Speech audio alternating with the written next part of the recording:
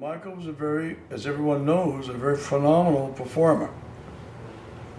If they have as good a voice as Michael and can accomplish 3.5 octaves, actually 3 octaves in a minor sixth they used to vocalize in.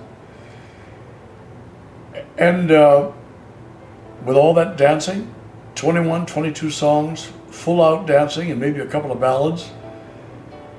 And I used to vocalize him on tour 3 times a day, 12 to 1, 4 to 4:30, and 8:15 to 8:30 before he went on. So if he was extravagant one afternoon, I'd put him back in and tell him where the mistakes were, tell him where not to do it, and he would go back and he would, revitalize his connection, and bingo, off he'd go. When did you start coaching him? 32 years ago. 32 years ago. How was your first meeting? Do you remember the first meeting? Yeah, first meeting I went, we were going to go up the front door and the carpenter said, no, we're putting in new stairs, so you have to go up over the roof. I said, what? You have to go up over the roof, so they gave us a ladder.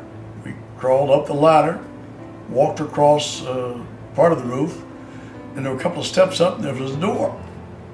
So I walked over, knocked on the door, and this voice says, hello. I said, is that you, Michael? Yeah, come on in. So I came in and there he was holding a chimpanzee by both rear feet. And with a washcloth, he was cleaning up his butt and put a diaper on him.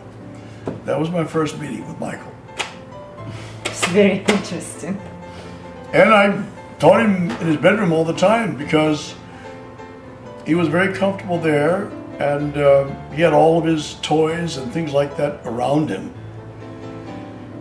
He had, it was a 2-story bedroom and he had mannequins in there, a little girl in a tutu and a boy in a tuxedo, and they're leaning on the top balcony looking down at him. Pinocchio was hanging on the stairway up to the balcony, and if you hit him, he would bounce up and down.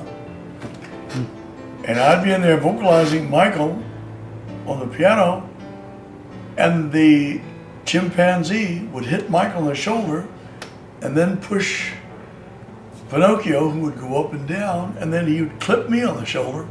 Michael thought that was so funny. And so our lessons were always punctuated by animals moving in, moving out. And his heart was on his sleeve. Whenever he heard that there was somebody in distress, he went to rescue them. When a young boy was put in a room and set on fire by his father, was burnt very badly, Michael read about it. And immediately he flew out. And the young man was all bandaged and in the hospital, had one little hole here for him to talk through. Everything else was a mass of bandages. And he said, I don't know what I'm going to do. What am I going to do? And Michael said, don't worry. I'll take care of you for the rest of your life. And he did. He always had something for that fellow to do. What is your favorite memory of Michael Jackson? There were so many. Mostly, they had to do with his heart. He had a great heart. He went everywhere that somebody was in trouble. He went and shelled out money to buy what they needed or to fix their lives.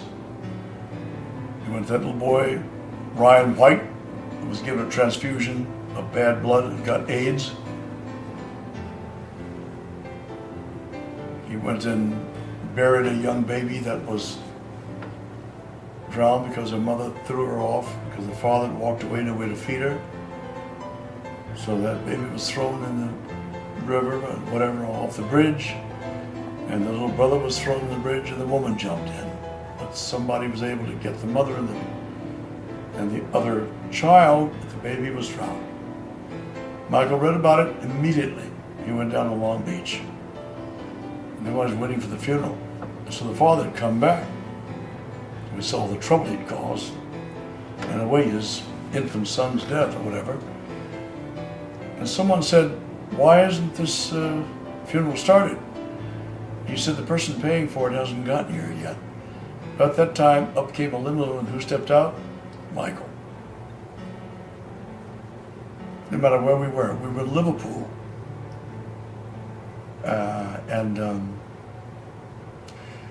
Michael read in the paper that, as they do every once in a while, a young person brought up by wolves, and immediately began to cry, and he said how terrible, we've got to give a fundraiser for that little fellow.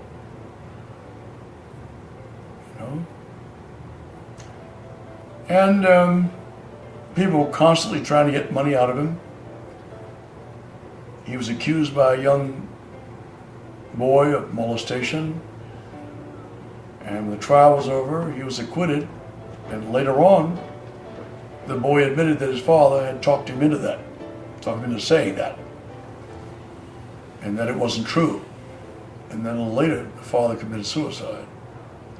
So there are a lot of things that people don't understand about Michael. He would never, never upset a child in any way. He may give them too much popcorn, too much ice cream. Up at the ranch, there were these great big things of Haagen-Dazs ice cream all over the place.